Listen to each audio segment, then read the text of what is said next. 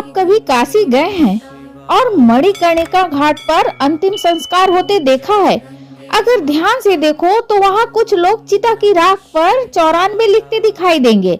आखिर क्यों लिखते हैं लोग अपने प्रियजनों की राख पर 94? चलिए इस रहस्य पे चर्चा करते हैं। हम आपसे यूं ही बात करते रहे, इसलिए हमारे चैनल मधुर भाषिणी को सब्सक्राइब जरूर कर लीजिएगा।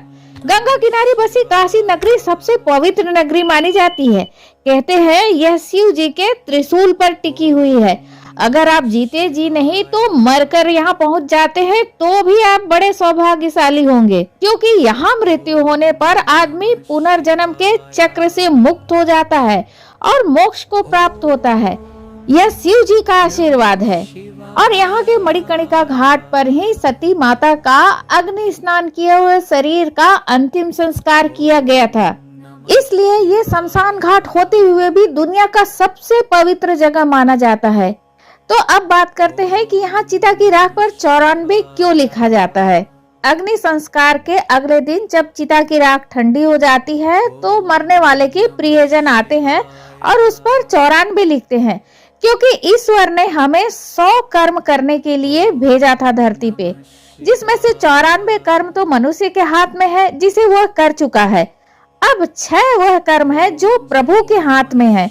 हानि, लाभ, जीवन, मरण, यश और अपयश। इसलिए तो कहते हैं हानि, लाभ, जीवन, मरण, यश, अपयश प्रभु हाथ। मतलब कि भगवान हमने सब कुछ करने की कोशिश की, लेकिन अंतिम परिणाम तो आप ही तय करेंगे।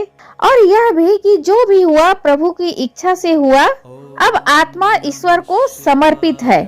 प्रभु आपने जो 100 कर्म हमें दिए थे उसे मैंने पूरा कर लिया है। अब जो 6 कर्म है वो आपके हाथ में है। कहते हैं काशी में अंतिम संस्कार करने पर शिव जी स्वयं आकर आत्मा को तारक मंत्र सुनाते हैं। इसलिए तो इस पवित्र मणिकर्णिका घाट पर 24/7 अग्नि संस्कार होते ही रहता है। लोग यह प्रार्थना करते हैं कि अगर जीते जी न पहुंच पाए काशी तो भगवान मर के तो कम से कम आपके नगरी पहुंच जाए। तो क्या आपको मालूम है इस घाट का नाम मणिकर्णिका क्यों पड़ा? कमेंट में बताइएगा। और नहीं पता है तो हमारे साथ बने रहिए। वीडियो पसंद आए तो लाइक और शेयर कीजिएगा। हर हर महादेव।